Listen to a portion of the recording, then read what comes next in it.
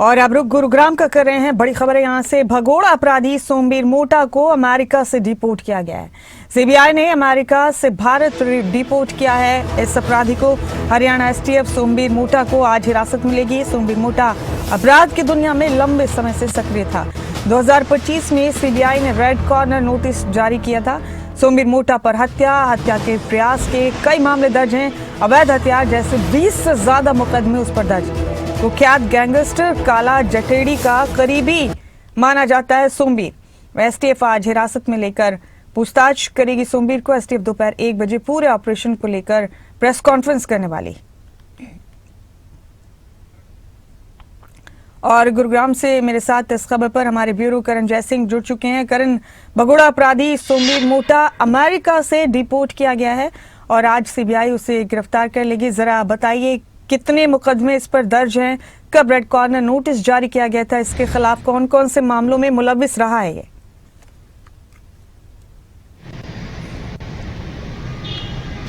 बिल्कुल मुमताज, देखिए सोमवीर मोटा एक कुख्यात अपराधी है और दिल्ली एनसीआर में अपराध की दुनिया में लंबे समय से सक्रिय है। 2009 में वो साल था जब अपराध की दुनिया में इसने कदम रखा था और उसके बाद एक हत्या के प्रयास, अवैध हथियार सहित 20 से ज्यादा मुकदमे इस पर दर्ज हैं और लंबे समय से वंचित चल रहा था।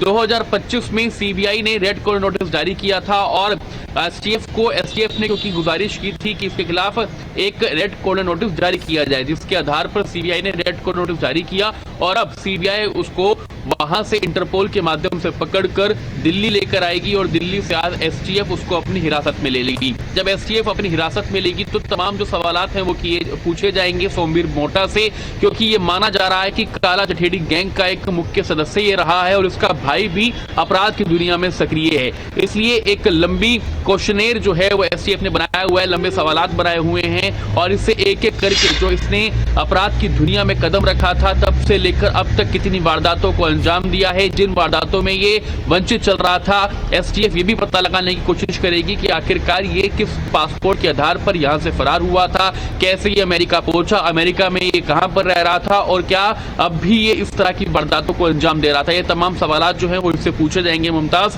और एक बड़ा अपराधी सोमवीर मोटा, इसको गिरफ्तार करने में कहीं ना कहीं सफलता मिली है और एसटीएफ को भी इसका श्रेय जाता है, क्योंकि एसटीएफ भी लंबे समय से इसके पीछे लगी हुई थी, उसको गिरफ्तार करने के प्रयास किए जा रहे थे और जब ये पता लगा कि ये विदेश जा चुका है तो सीबीआई के माध्यम से रेड कॉर्नर नोटिस जो है इसके खिलाफ जारी किया गया और अब जब इसको हिरासत में लिया जाएगा तो तमाम सवालात एसटीएफ इससे पूछने का काम करेगी। आज दोपहर 1 बजे पूरे ऑपरेशन को लेकर मुमताज एसटीएफ प्रेस कॉन्फ्रेंस करने वाली है। प्रेस कॉन्फ्रेंस में तमाम जानकारी जो है वो मीडिया के सामने रखी जाएगी कि ये कहां पर रह रहा था अमेरिका में, किसके पास रह रहा था, किस गैंग से फिलहाल ये जुड़ा हुआ था और कितनी वारदातों को अब तक ये अंजाम दे चुका था। तमाम जो मीडिया ब्रीफिंग है वो 1 बजे एसटीएफ करने वाली है।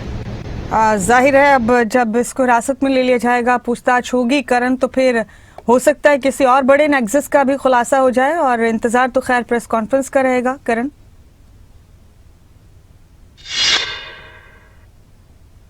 बिल्कुल ठीक कहा मुमताज आपने। जब इस तरह का अपराधी गिरफ्त में आता है तो ये कहीं ना कहीं जरूरी होता है कि बड़े खुलासे हो सकते हैं, क्योंकि जब ऐसे अपराधी गिरफ्त में आते हैं तो वो ना ही सिर्फ अपने बल्कि जो इनके साथी हैं उनकी जानकारी भी एसटीएफ को मिल सकती है कि इसके जो बाकी साथी हैं वो कहां पर हैं, उनके साथ कैसे संपर्क में ये रह रहा था, कैसे विदेश में बैठकर यहाँ पर वारदातों को अंजाम दिला रहा था। ये तमाम जानकारी जो है एसटीएफ को मिल सकती है। तो कहीं ना कहीं सोमवीर मोटा को गिरफ्तार करने के बाद एसटीएफ के हाथ बड़ी कामयाबी फिलहाल तो लग गई है और आने वाले दिनों में भी लग सकती है, क्योंकि सोमवीर मोटा जितने भी खुलासे करेगा उसके बाद एसटीएफ उसको लेकर भी दबिश देगी और बाकी आरोपियों तक भी पहुंच सकेगी, बाकी अपराधियों तक भी पहुंच सकेगी। तो कहीं ना कहीं एक बड़ी कामयाबी जरूर मिली है एसटीएफ को और जब इससे पूछताछ की जाएगी तो कई बड़े खुलासे इससे होने की संभावना है। जी करण, बहुत शुक्रिया इस खबर पर जानकारी देने